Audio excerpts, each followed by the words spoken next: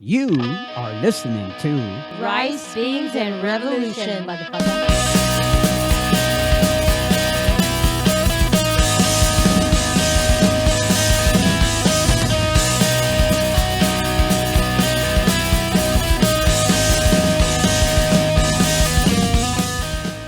Hello, hello. Today it's all about the Borderland Art Show by Josue Ramirez that's coming up at Space 16th, downtown McAllen on Saturday, November 7th. And also playing that evening will be 5 local bands. We got Nerve Damage out of Bronzeville. We got the Lowends. We got my band, the Follies. Indecisives, Crazy Guys. And Ataque de Rabia, which could possibly be their last show, or at least the last show in a long while. It's going to be an all-ages show. It's BYOB, and it's $5 at the door.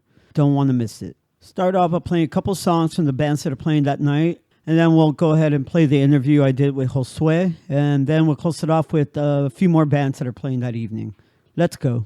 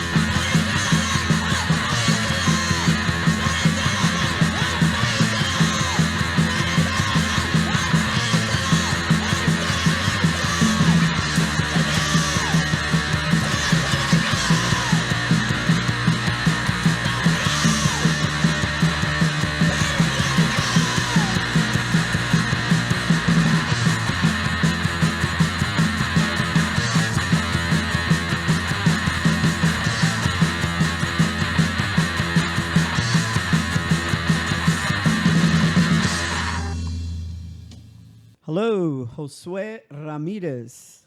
Hi, Bobby. Hello. Thanks for coming by. Thanks for I know having you're a me. busy guy, your day job, you've got the art going on. So, yeah, thanks for stopping by. Well, first of all, I guess I should tell the audience that you have a show coming up at Space 16th on November 7th, which is a week from this Saturday. Correct. Yeah, go ahead and tell us a little bit about yourself. All right, Bobby, again, thanks for having me. Like you said, my name's Josue Ramirez. I'm a local artist here in the Rio Grande Valley. I actually was born in Ciudad Mante, Tamaulipas. Came to the States with my parents at a very young age. Grew up outside of Los Fresnos in a colonia by Bayview, and really grew up there the majority of my life till I graduated high school and moved along to college in Austin. Right on. I think I pass by there every time I go to the island. Yeah, be It's careful. a speed trap. For sure. Speed trap, guys. I actually have a pending ticket there, like completely honest. When did art become a thing for you? When did it become something that you knew you wanted to do or pursue? Well, I've always really liked it, and I've always kind of had an inclination for it. I guess really started taking it kind of seriously or as a really interesting pastime for me, or something that I really wanted to keep doing, was when in high school when I learned to stencil or what stenciling was, and I kind of just got wrapped into it, and then throughout college I just kept doing it, and I liked what I saw, so I kept doing it. I wasn't necessarily doing it for anybody, and currently I have a day job, so I really mostly continue for hobby and for relaxation purposes, but I have put some street art up. And So at university, was that what you majored in? yeah, no, I actually was a double majored with Mexican American studies with a focus in policy, and Spanish teaching degrees from the University of Texas at Austin. And that was my background. And previously, I really didn't have any formal training. I mean, literally, my friend showed me what an X-Acto knife was, and gave it to me. And then from then on, I just did it by myself. I was too focused on like academics in in school to take art as an elective, so it was never really like an option for me because I always had to take the other stuff that would give me Right. more So, college I credit. mean, I know when I was in high school, I would draw. I thought I could draw. I guess I should say. I thought I could draw. Some people are just born, you think, with the talent. Well, I think that, everybody might have an inclination for being artistic.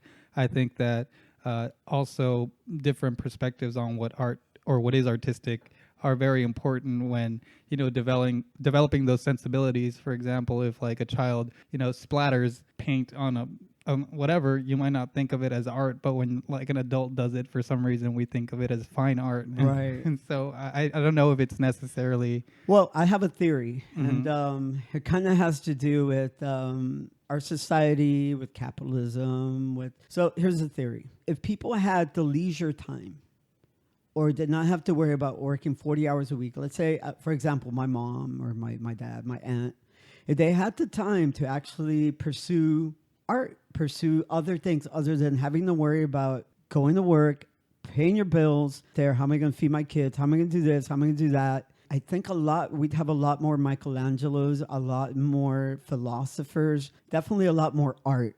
Oh, definitely. I mean, the hierarchy of needs, really, that's at the top, and what you're speaking of is at the very bottom, and that needs to be taken care of prior to actually reaching to the very top, which is self-accomplishment, and which that's what art being an artist means. It's like you're doing it for yourself, really. But I totally get what you're saying, that people don't have the luxury of going out to a museum or learning how to paint or learning taking classes or even afford it or buying the things necessary to do fine art. I'm sure there's tons of people out there who are great artists, great painters, and they just are given the chance to express it because life, just life. For sure. And I totally see that. I mean, in my work as a day job, I work a lot with the communities here of the colonias in the Rio Grande Valley. I mean, I myself grew up in a colonia, and, it's basically disenfranchised communities, and they continue to be disenfranchised.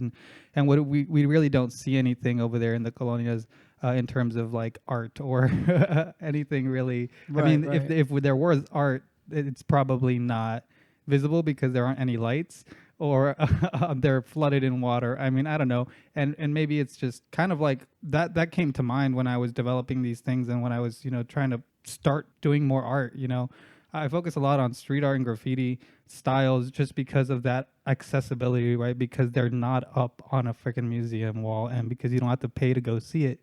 You know, it's kind of like there. And I want to bring that to the communities that I work with, and low-income communities, which, you know, unfortunately are really the ones where it's sometimes possible to get away with these things and not get too much in trouble with it because, you know. Right. So, I mean, what kind of influences do you have art-wise? You say you do a lot of street art. Can you tell us what street art means? Yeah. Well, for me, street art encompasses a lot of things. I work mostly with stencils. And so, I mean, street art for me encompasses from graffiti to stencils to tagging to slaps to, you know, stickers to paste ups, everything really, even to like the non-traditional forms, which are now like yard bombing and like tape and like algae, like graffiti, which is crazy. So that's what I consider street art. Specifically, the style of street art that I want to focus on is stencil style and sometimes freehand, although I'm not very too comfortable with that yet. But definitely in that sense, that's what I consider street art. And what inspires me, I think there's a lot of street artists that I am inspired by. There's a lot of stencil artists that I definitely think are like... Anybody we should look up? I can maybe Google after this interview. Yeah, local people. There's a guy, like, I don't even know him, but I think he went by like 956 Stencils or something like that. There's also people from Austin who I'm really familiar with, who like G512 Cube. There's Ellen Nizzle Stencils. There's a couple of local folks who are, I don't know their names, but I've seen their stuff in it. Right. Okay, so you're going to have your first solo exhibit. How did that come about? How'd you hook up with the guys from Space 16? I didn't know about Space 16 until I came to a show, and then I came to like an immigration protest that was being held at Space 16 really randomly, and then I kind of realized, wow, this is Space 16th. I've heard of it, but I'd never like actually seen it. And then I just kind of like kept going to the events and kept in touch, and that's how I, you know, talked to Tony eventually, and he hooked me up. Really, he's been really awesome and helping me try to put this together. So in closing, where can people find your work online, and any last thoughts? I mean, thanks for having me again. I really appreciate it. Yeah, no, for sure. We are having bands play that night. I think we got about 5 local bands that I was able to book. Yeah, man, for sure. If you guys get a chance, follow me on Instagram at RAW_MIREZ. All right. Thanks.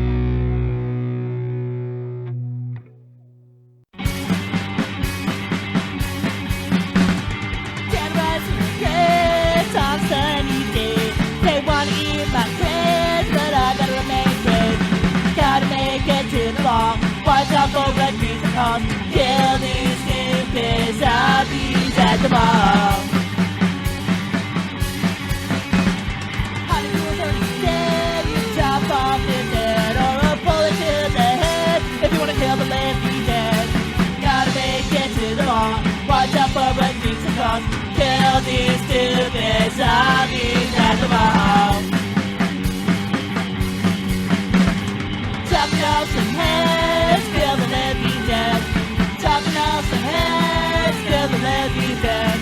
Chopping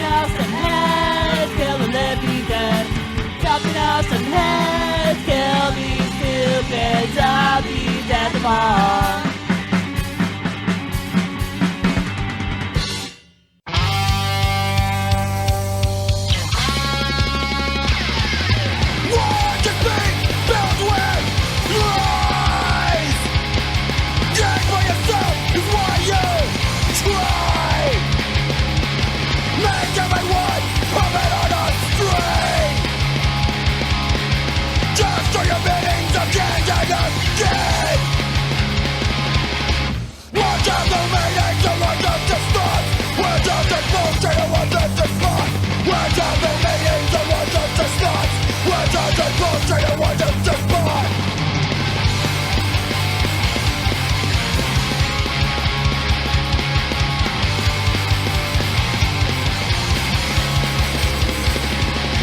What is made filled with lies?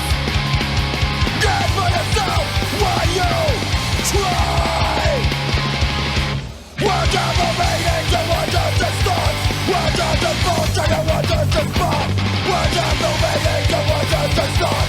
What are the bullshit and what does it spot?